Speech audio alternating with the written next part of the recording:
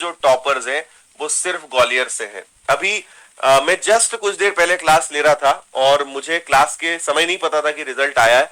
उस समय एक स्टूडेंट बार बार कमेंट कर रहा था कि सर हम इंदौर भोपाल में पढ़ रहे हैं, ऐसा तो नहीं कि हमें ग्वालियर जाना पड़ेगा तब हम टॉप कर पाएंगे। अब मुझे समझ में आया कि वो कमेंट क्यों कर रहा था इस चीज को लेकर बार बार।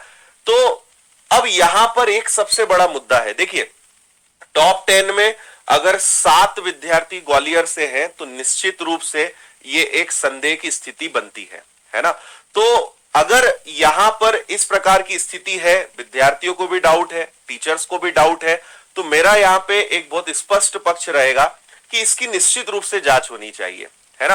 कि भाई एक ही शहर से, और अभी तो एग्जाम सेंटर और क्लियर नहीं है, पता चल रहा है कि एग्जाम सेंटर भी एक ही है, तो कोई अनुमान लगाने के बजाय मेरा जितने भी जिम्मेदार अधिकारी हैं या जो व्यापम में जितने भी लोग इस चीज में जुड़े हुए हैं, अगर ये वीडियो उन तक पहुंचता है या आप उन तक ये पहुंचाते हैं, तो मेरा सिर्फ एक ही अनुरोध रहेगा कि इसकी निश्चित रूप से जांच होनी चाहिए।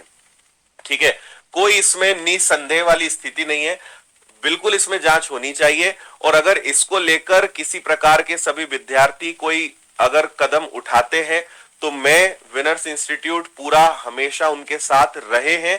और अगर इसमें किसी भी प्रकार का कोई जन आंदोलन या विद्यार्थी किसी भी प्रकार का कोई डिसीजन लेते हैं तो मेरा 100% सपोर्ट इसमें रहेगा, क्योंकि अगर सही है तो फिर कोई दिक्कत नहीं है, लेकिन ये निश्चित रूप से संदेह खड़ा करता है कि भाई एक टॉप 10 में 7 लोग एक ही शहर के कैसे हो सकते हैं, है ना। इतना बड़ा मध्य प्रदेश है, हर जगह टैलेंटेड स्टूडेंट्स हैं, ऐसा क्या इस क्षेत्र में चल रहा है कि सारे टॉपर यहीं से निकल रहे हैं। ये निश्चित रूप से डाउटफुल स्थिति क्रिएट करता है। तो आप कमेंट में मुझे अपनी राय बताइएगा। मैं बाकी टीचर से भी बात कर रहा हूं, कई सारे टीचर्स हैं जिनसे इस संबंध में चर्चा चल रही है। आगे अगर कुछ ऐसा अपडेट होता है तो मैं आपको बताऊंगा। आप लोग अगर कोई प्लान कर रहे हो तो आप मुझे बताइए, आपको मेरा पूरा सपोर्ट इसमें रहेगा, क्योंकि हम गलत के साथ कभी भी, मतलब अगर कुछ गलत होता दिख रहा है तो उसको बिल्कुल हम सहन नहीं करेंगे, है ना।